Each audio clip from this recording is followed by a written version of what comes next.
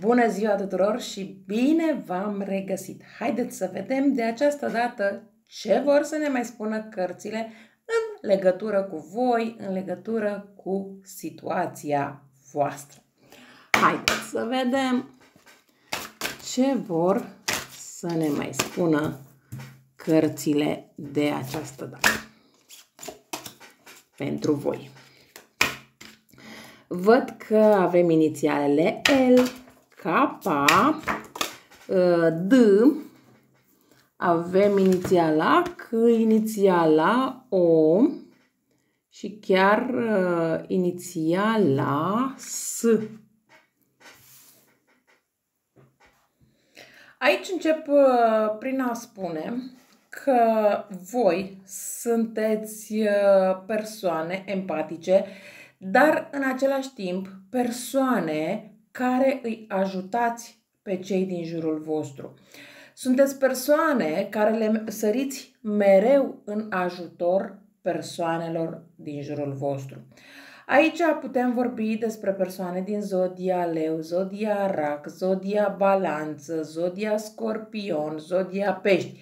Dar asta nu înseamnă că celelalte zodii nu pot intra în categoria despre care vorbim. Aici o parte dintre voi poate să fie vorba că sunteți asistenți medicali, asistenți sociali, puteți fi, nu știu, medici, masiori, da? Deci tot, sau poate că sunt printre voi psihologi, de ce nu? Da? Persoane care îi ajutați pe alții în vindecare. Acum, bineînțeles că această vindecare depinde de la persoană la persoană și de la situație la situație.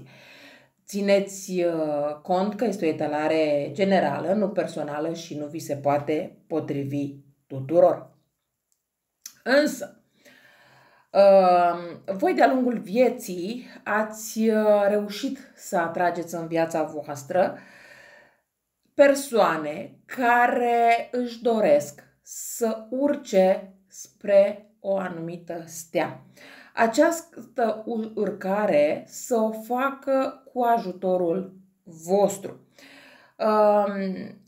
Adică această persoană urcă spre o anumită stea, un far în ceruri care se mișcă mereu, dar de la depărtare pare mereu fix.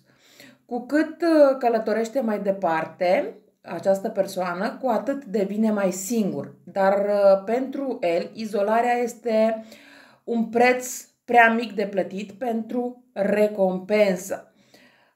Odată urcat, sentimentul de reaprovizionare și restaurare este prea profund pentru a fi ignorat.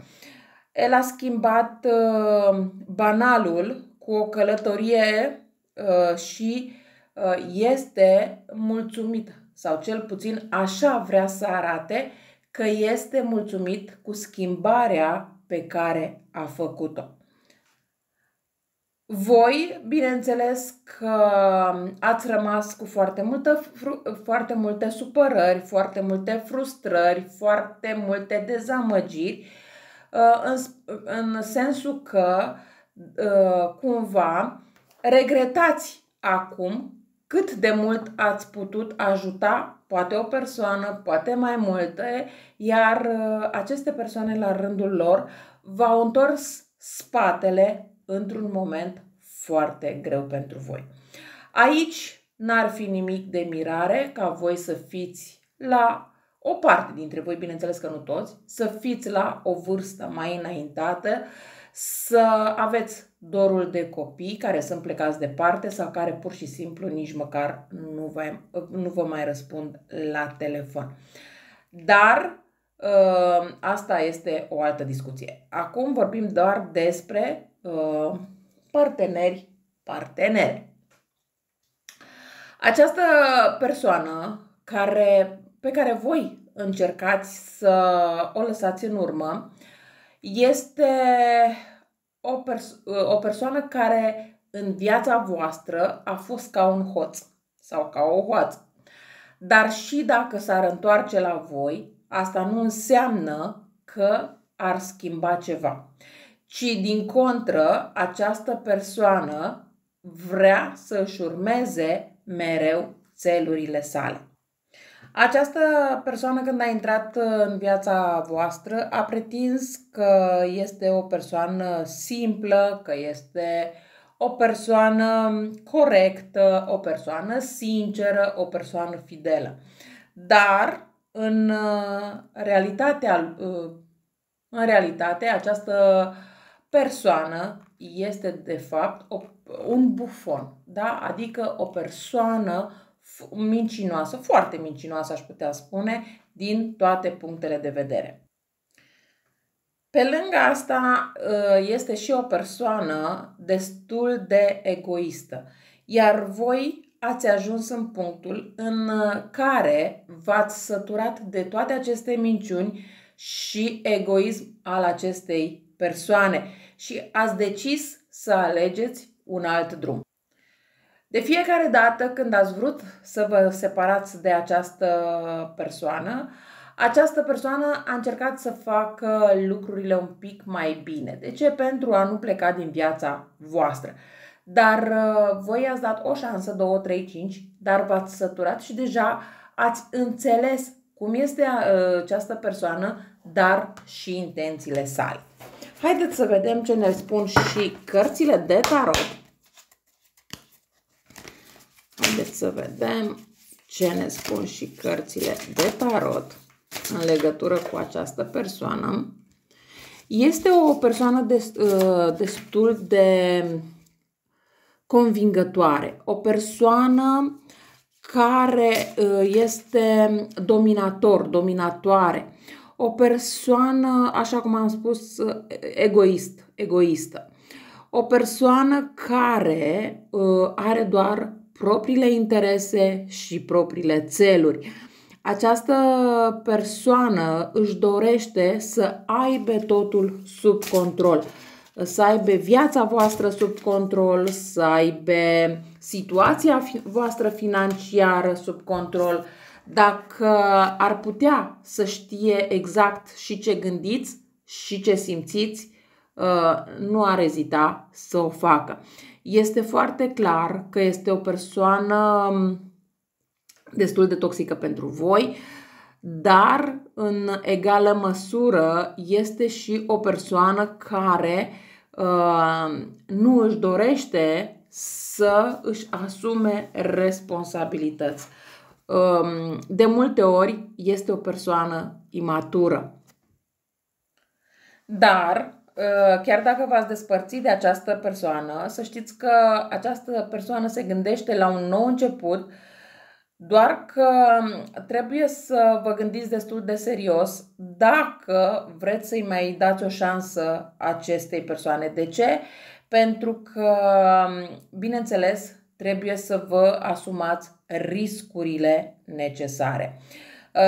Această persoană, în momentul în care vine, vrea să dea dovadă de inocență. Vrea ca și cum nu și-a dat seama că a greșit, chiar dacă greșeala a făcut-o intenționat. Dar își dorește să aibă din nou un început cu voi. De ce? Pentru că în relația cu voi s-a simțit un spirit liber. A putut să facă ce vrea, când vrea și cum vrea.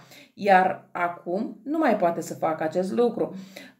Și de multe ori a făcut și face în continuare acțiuni negândite. De asta este foarte important să știți foarte clar ce vreți. Mai vreți această persoană înapoi sau nu? Această persoană este, aș putea să spun, un bun strateg.